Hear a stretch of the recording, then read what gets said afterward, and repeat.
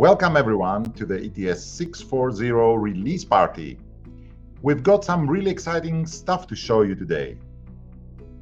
This release is all about making your lives easier, more efficiency, more simplicity. And who better to show you than... Hey everyone. Yes, we've been using these phrases, more efficiency, more simplicity internally. And honestly, I can't wait to share these features with you. Especially the multi-linking, total game changer if you ask me. Yeah, Michael won't stop talking about this. But seriously, we're very excited to walk you through this. So let's dive right in, and starting with... Okay. Picture this. You've got 15 groups, 15 objects. Before, you would link them one by one. Click, drag, drop, repeat 15 times. By the time you're done, you've aged 5 years. At least. Now watch this. I'm here in ETS6.4. I'm going into my project, and I have here two devices, a sensor and an actuator. Normally, and this is what you're used to, you take your object or you take your group and you drag them onto each other. This is obvious to you. You are the experts. With multi-linking, this is a thing of the past. I take my 20 objects, or my 19, sorry. I take my 19 group addresses and I can drag them over here. What is important, I press the Alt button to tell ETS I want to do multi-linking. I let go and everything is getting linked automatically. Wow. It's so satisfying to see. Then you just use 20 group addresses. What used to take 20 minutes now takes, 20 seconds. And imagine in a larger scale with much bigger projects. It really saves time. Yeah. And speaking of saving time, how many of us have forgotten to back up our projects? I guess we've all been there, especially with Koenig Secure, right? And to be honest, losing your work is not that funny, eh? So no. Yeah, that's why we've added the auto backup to archive. Yeah. You set it up once, pick up your archive location, and from then on, every time you close your project, automatic backup. Indeed. It creates a new version in the archive every time you close your project. It's like having a safety net that you don't have to think about. Because let's be honest, who actually remembers to do this manually every single time? Now, if you're working with downloads, download various serial number came into ETS 6.1.1 and people loved it. No more running around pressing programming buttons, but you have to select it every single time. Yeah, luckily not anymore. I love this feature because now ETS by default, it has the setting serial number by default. So if ETS has the serial number, it just does it automatically. One less click every download. Over a project of 50 devices, that adds up, huh? Your fingers will thank you. And talking of the fingers, let's talk about performance for a second. ETS6.4 runs in native 64-bit mode by default. Full RAM access, much faster. But what about old plugins? If you have old projects with old style plugins, ETS automatically restarts in compatibility mode to open them. Next startup, you're back in native mode, full speed. Yeah, but for those who still want to, they have to work with old plugins, you can just set the compatibility mode as default. But just to be clear, you will sacrifice then the performance from 64-bit to 32-bit.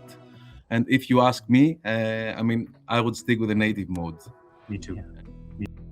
So the next one is about future-proofing CRA compliance, the Cyber Resilient Act compliance. Before that, we needed manufacturer-specific apps to update the firmware. And I've been there, guys, so many times, having to download different apps depending the manufacturer. While now, starting with 6.4 onwards, you can do the native firmware upgrades right in ETS. Yeah, you select your devices, Mhm. you go to the sidebar, you click the info tab and then the application. Then you pick the package by clicking the button, and then you select the KNX firmware package files that are provided by the manufacturers. Yep. And then once loaded up, ETS handles the update. Yeah, but there's one important disclaimer. As we release ETS 6.4.0, not all KNX devices are compatible to this new functionality yet. Most devices will need a firmware update first using the old method to make them compatible to this new feature. But this is, let's say, settling the foundation. Over time, we know that this will become the standard way. No more choosing the correct update app that you have installed a year or 2 years ago. It's great. This is great. And then, you know what was weirdly impossible until ETS 6.4? Multi-dwelling units. I know our partners out there, they have found ways, but it was actually not possible to model buildings that included apartments. So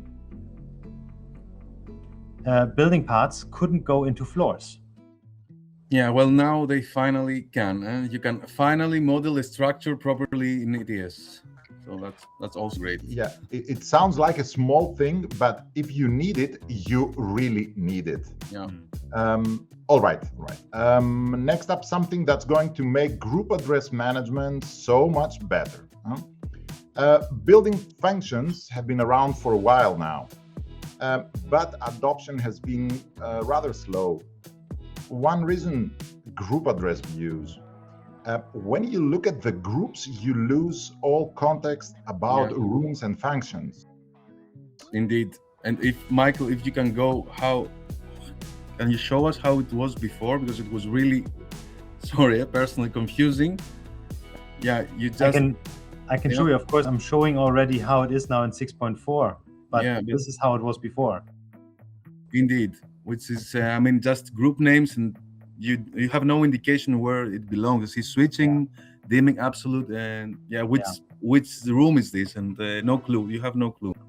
Yeah, so working with functions, with building function in ETS before was not really helpful. Now with 6.4, we have these new columns here. Columns for building function and building part. And with that, I actually know which group belongs to which application function. And of course, I can even filter for that. Yeah, and actually, this should help more people adopt the building functions, which sets you up nicely for the KIM, the KNX model. Yeah. And now, if you could go to the dashboard, Michael, and see a new feature, sorting projects by modified dates. Now that brings the most recent projects on top, while in project drill down, it was alphabetically only, which was, again, personal opinion, super annoying. Now you can sort by modified dates too. That's a feature that I also enjoy. With that, maybe just another sentence on that. In the drill down, you can use the search function, and so even here now you can use the sorting by modified date, and you find the latest results first. Wow. Then there's something, a quick one, but I think it's relevant for the topology experts out there. If I go to the topology here, TP couplers configured as a repeater. It sounds very technical. It is, but it could be that you have configured a repeater to act as that you have configured a coupler to act as a repeater. I think this is a very common case. Yeah.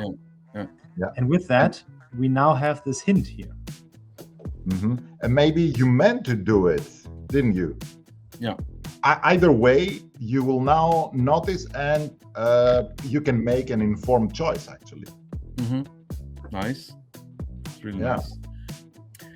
And since you are there, if you click now on panels, Michael, you will find out that the bus monitor and the group monitor, right, are under monitors. Indeed. We have renamed the old diagnostics panel two monitors, which again it makes more sense because it used to contain bus monitor and group monitor. Therefore, monitors. Exactly. That way you cannot. There's a less chance that you confuse it with the diagnostics menu up here. Yeah. There's a quick one maybe that we can talk about. If I go to the catalog here, of course this is a release video, so we have prepared already. Mm-hmm. You see these check marks here on the far right, and you maybe see these green device icons. And what is the column name? The column name is Smart Linking Ready, SL Ready. It's not it's not visible. These devices, they are, as I said, Smart Linking Ready. These are the first devices in the catalog that have an indicator saying these devices are ready for smart linking. These devices have the foundation built in. Yeah, and of course, when enough products are smart linking ready, we will release features that leverage this data, like automatic linking suggestions, intelligent validation, semantic-based setup. Basically, ETS gets smarter because devices tell it what they actually do. Yeah, so you better keep an eye on the green icon, guys, because more products will have it over time. Sure. And if you are specifying products, check for that green icon. It means that they are ready for future automation features. Okay. One last one, and this is a bit different. The bulk linker is a new paid app developed in-house. Developed by whom? Developed by me. It's not part of the free update, but it's seriously very powerful. Yeah. And I've been there, Vasily. I mean, you showed me since you started, and you even had me testing there, and I really love this feature. I really love it. We have showed you multi-linking as part of the 6.4 release. That is built in. That is free for you. Yeah. Bulk linker goes beyond that. Bulk linker can create new group addresses. It can link them to existing objects. Bulk linker can modify suggested addresses before they are created. And bulk linker, and that's also a big one, it can export and then import devices for then importing serial numbers in bulk. Yeah, and again, if you think of large-scale products, I mean, there it really makes a difference. This can save you hours, literally. It's amazing. I love it. Thank you, Vasily. You can take a look at the MyKNX store today. Multi-linking is great for most users. Bulk linker is for power users who need more than the standard multi-linking, which is available in 6.4. So that's ETS 6.4, lots of quality of life improvements, efficiency and simplicity, just like Michael said at the beginning. And it is available right now. Your ETS 6 will offer the update automatically, and we'd love to hear from you what you think. Please let us know in the comments. Seriously, give it a spin. We think you're going to love it. Thanks for watching and enjoy the new features. Happy programming. See you in Frankfurt. Bye. For the Light and Building. Bye-bye.